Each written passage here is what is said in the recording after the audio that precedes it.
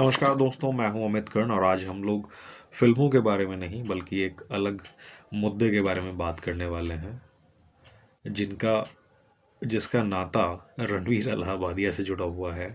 और उन्होंने जो स्टेटमेंट दिए हैं हाल में, उस पर काफ़ी डिबेट है और चर्चाएं हैं। उन्होंने माफ़ी भी मांग ली हैं, मगर वो इतने पॉपुलर क्यों हैं, इस चीज़ को भी जानना होगा कि उनके आधा दर्जन से ज़्यादा यूट्यूब चैनल हैं, लाखों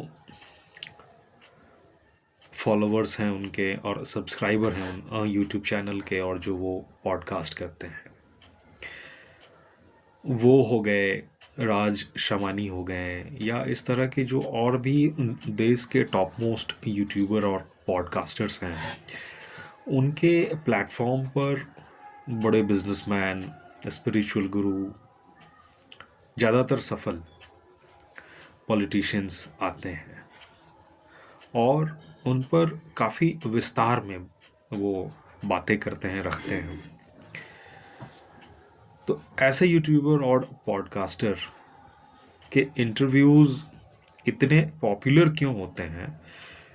वो इसलिए क्योंकि उनकी फ़ैन फॉलोइंग बहुत बड़ी है और ऑब्वियसली उन्होंने सालों में, एक अरसे में वक्त देकर इसे कमाया है। तो जो भी पॉपुलर सेलेब हैं या बिजनेस टाइकून हैं या स्पिरिचुअल गुरु हैं, वो उनके चैनल पर हर मुद्दे पर खुलकर बातें करते हैं। मगर जो हमारे या फिर हमारे जैसे और ऐसे फिल्म पत्रकार हैं या फिर अ, राजनीतिक, आई मीन पॉलिटिकल बीट के पत्रकार हैं, उनके चैनल पर या फिर उनके साथ जो इंटरव्यूज़ होते हैं उन पर काफ़ी बंदिशें होती हैं। अगर मैं एंटरटेनमेंट बीट की ही बात करूं तो फिर यहाँ जितने भी सेलेब्स हमारे साथ लाइनअप होते हैं कि वो इंटरव्यू आपके साथ करेंगे, वो चाहे वीडियो हो, प्रिंट का हो या फिर डिजिटल के लिए हो, वो लिमिटेड होते हैं। 15 मिनट से लेकर मैक्सिमम हाफ एन आवर तक का ही हमारे पास ड्यूरेशन होता है और साफ तौर पर उनकी टीम की ओर से कहा गया होता है कि फला फला मुद्दों पर आप सवाल नहीं कर सकते हैं। यहीं पर डिफरेंस क्रिएट हो जाता है कि आखिरकार एक जर्नलिस्ट जो शायद बेशक हाँ उनके लाखों में फ़ैन फॉलोइंग नहीं है या फिर उनके उतने सब्सक्राइबर्स नहीं हैं, तो वो सिर्फ और सिर्फ मुद्दे की बात पूछेंगे। कुछ भी वो पर्सनल चीज़ें नहीं बात कर सकते हैं।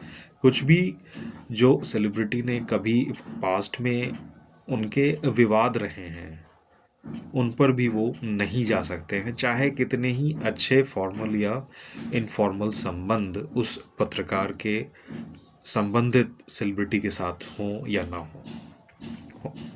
ना हो तब तो खैर दूर की बात है, हो तो भी वो साफ तौर पर कह दिए जाते हैं, अरे अमित, अरे सुमित, ये क्या पूछ रहे हो यार, प्लीज़। हम लोग जिस मुद्दे के लिए मिल रहे हैं उस पर बात करते हैं ना, फिल्म मेकिंग पे बात करते हैं, सीरीज़ की मेकिंग बात करते हैं, प्लीज़, नो पर्सनल क्वेश्चंस। यहीं से मतलब जो गहरी चर्चा होनी चाहिए थी, जो आज आम जनता जानना चाहती है कि आखिरकार उस टॉपिक के होलसम पहलुओं पर क्या क्या बातें हो सकती हैं, क्या उनकी जिज्ञासाएं हैं, वो अधूरी रह जाती हैं पत्रकारों के साथ वाले इंटरव्यूज़ में, जो कि पूरा होता है कहाँ, ऐसे लोगों के साथ, रणवीर अलाहाबादिया के साथ, राज शमानी के साथ। अभी जैसे हाल ही में राज शमानी जी को सब लोगों ने देखा कि ललित मोदी ने हर मुद्दे पर बात की। वो आईपीएल का विवाद, आईपीएल कैसे बना, ललित मोदी की पर्सनल लाइफ, खूबियाँ खामियाँ, हर कुछ। ठीक ऐसे ही जो सेलिब्रिटी हम लोगों के साथ आते हैं बातें करने, तो पर्सनल क्वेश्चन तो दूर, प्रोफेशनल क्वेश्चंस पर भी लिमिटेशंस होती हैं। तरह तरह के सो कॉल्ड प्रोफेशनल प्रोटोकॉल्स होते हैं। तो ऐसे में वो सो कॉल्ड चटपटा या फिर गहरी बातचीत वो रह जाते हैं, और फिर उसका फ़ायदा ऐसे यूट्यूबर्स उठा ले जाते हैं। यकीनन उनकी रिसर्च टीम है जो दिन रात संबंधित एक्टर्स या फिर पॉलिटिशियंस, ब्यूरोक्रेट्स, डिप्लोमेट्स, बिजनेसमैन, सबके बारे में डीप इन डेप्थ रिसर्च उनके पास होती है और वो सवाल करते हैं। लेकिन एक बात ये समझ में नहीं आती है कि आखिरकार ऐसा क्या है कि रणवीर अलाहाबादिया के शो पर गवर्नमेंट के सारे लोग पहुंचते हैं, बातें करते हैं, लेकिन वहीं पर अगर कोई ऐसा यूट्यूबर है जो क्रिटिकल है गवर्नमेंट को लेकर, वहां पर वो लोग नहीं पहुंचते हैं। ये भेदभाव क्यों है, पार्शलिटी क्यों है?